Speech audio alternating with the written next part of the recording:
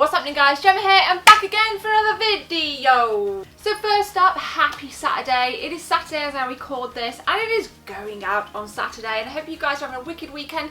It is the final weekend before Christmas, so if I've not said it already, Merry Christmas guys. I'll say it again throughout this week, but I think we now need to bring in the festivities. But scrapping that to one side, today I really want to kind of dive into this whole Nintendo issue around 2016, because I feel that there are plenty of reasons out there why Nintendo have had a pretty fortunate year in 2016.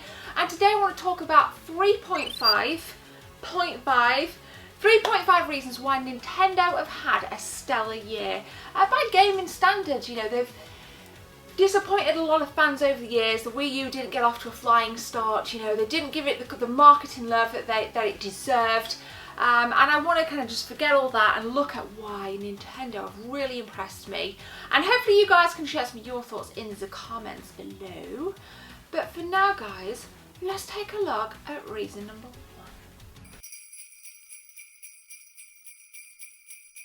So my views on the NES Mini or the NES Classic Mini are still the same. I'm not getting one, I don't own one. I'd be lucky to probably find one right now. Yes, the NES Mini, 30 classic games with the 4.3 aspect ratio, classic NES look on the CRT TVs. We had it released a couple of months ago worldwide. Now it went crazy berserk. Everywhere sold out. Nintendo must have been rubbing the palms of their hands in Kyoto. And I think for Nintendo as a whole, I think the NES Mini has been really positive. I think this is definitely something that has put Nintendo back in the forefront of people's minds, along with the other points that I'm going to be discussing. Now, we all know what the NES Mini is, 30 classic games bundled in, HDMI upscaling, and when I say classic games, it is all of the classic games, your Zeldas, your Super Marios, Kirby, Donkey Kong. I'm sure some of you guys have got them. Now, we've had many complaints about the NES Mini with the cord being too short on the controller, and you're only getting one controller bundled in. Again, I don't own the console, I've never seen one in person. I don't plan on getting one unless they're like kicking about at car boot sales, which I highly doubt. So like I've said, the NES Mini, I think it has brought a lot of people back into loving retro gaming again that weren't already on the scene.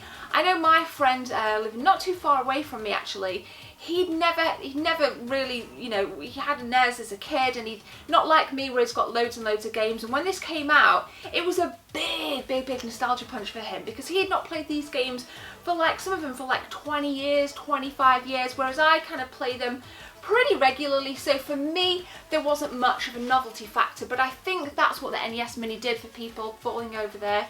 It did give non-gamers that novelty factor. I think that was the target audience. It's very family orientated as well. I think Nintendo have always been a nice family company. I really do like that about Ninty. And I think I just, you know, this video for me is about showing some love to Nintendo, who can often seem eclipsed against Microsoft and Sony, who have also had pretty darn good years. So I think the sales figures for the NES Mini are at about 200,000 at the moment, and what I think Nintendo should have done just to really solidify the deal is to make more. Supply and demand, they've not kept up with the supply.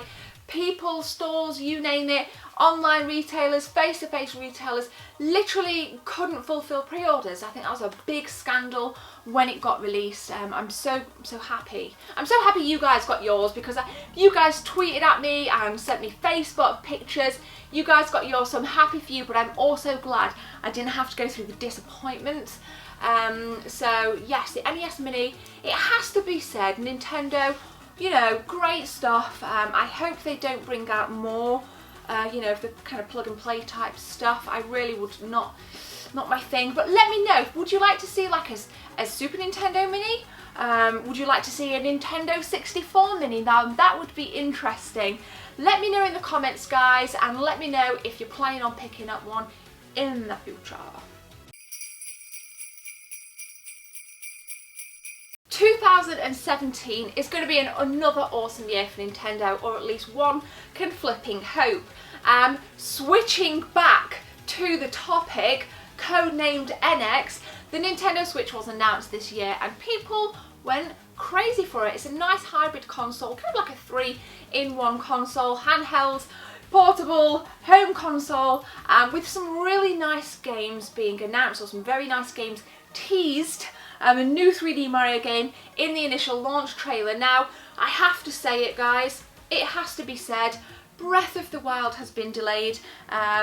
It was due to be a launch title in March 2017 with the console, and that would have been just an amazing start. An amazing start to the gaming world for 2017, but it has been pushed back. I don't know when to, but at least we'll still get the console, and I really, really hope we get some really solid launch titles, because if we don't, I personally feel that the Switch is going to be a little bit, you know, in danger, just like the Wii U was when there wasn't the launch titles to support the hardware itself. Now, complaints aside, it again, yes, Nintendo, well done, fabulous. You know, you've rehashed one of your retro systems, and you've also brought a brand new system with brand new technology to the forefront, and I'm loving it. I'm really loving it. I'm yet to pre-order, but I will be pre-ordering, and I'm hoping for a midnight launch and to film it and make a kick-ass video, because I've grown up with Nintendo like many of you good people out there, from the NES, Super Nintendo, N64, you know, the handhelds I kind of had an intermittent gaming relationship with, but on the whole, Nintendo have been one of those staple developers throughout the entire my entire life. So the Switch, very much looking forward to it. Game wise, again, it'd be interesting to see a new Mario Kart. Very much looking forward to Breath of the Wild. It takes a whole new slant on the Zelda series completely. A little bit more RPG based. They've already admitted that Skyrim was an influence for Breath of the Wild, and I love Skyrim, so yes, you know, Zelda meets Skyrim, whang, we got Breath of the Wild. So it is going to be pretty awesome, and I think it's a well-worthy mention. At number 2, yes.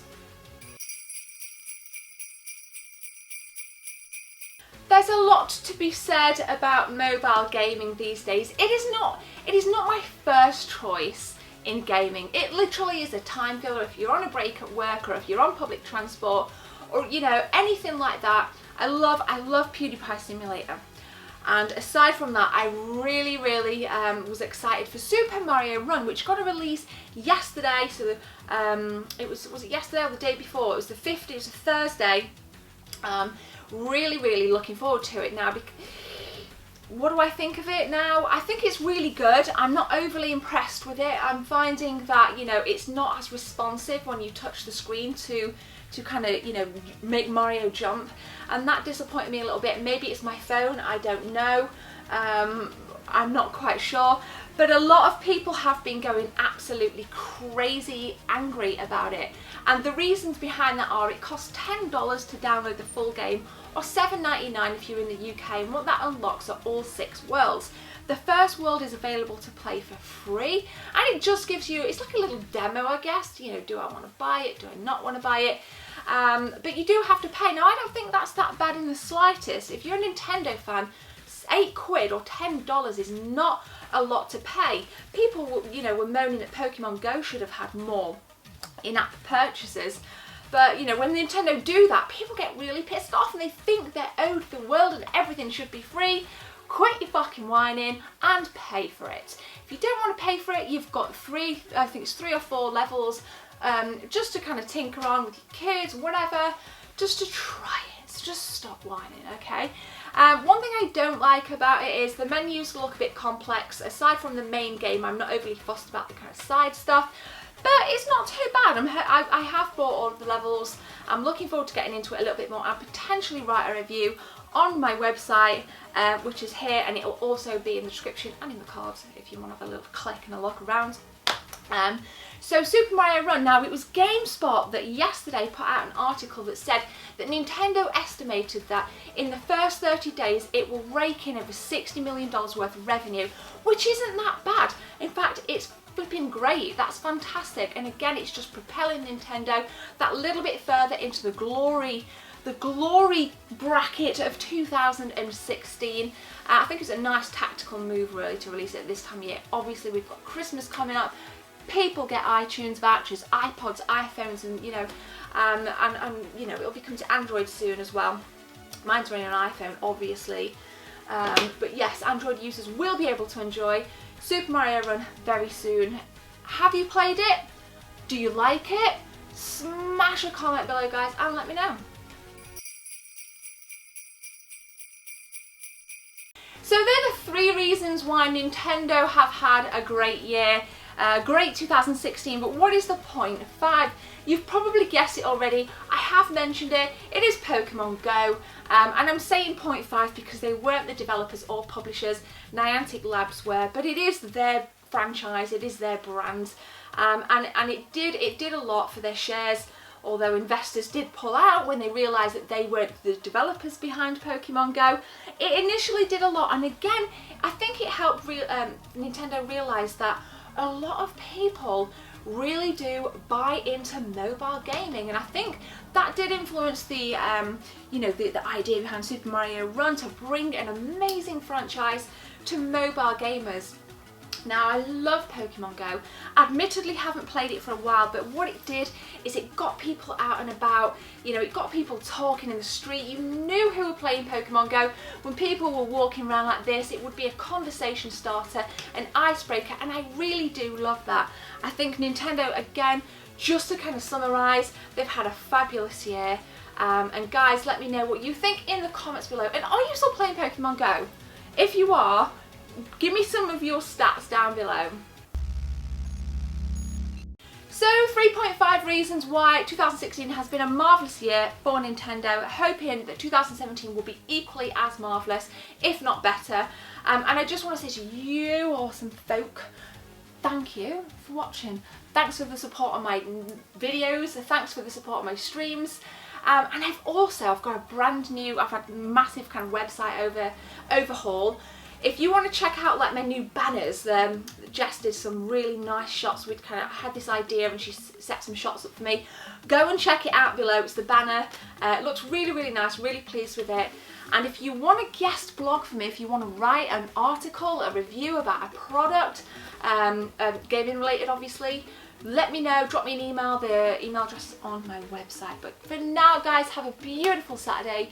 My name's Gemma. Take care. See you soon.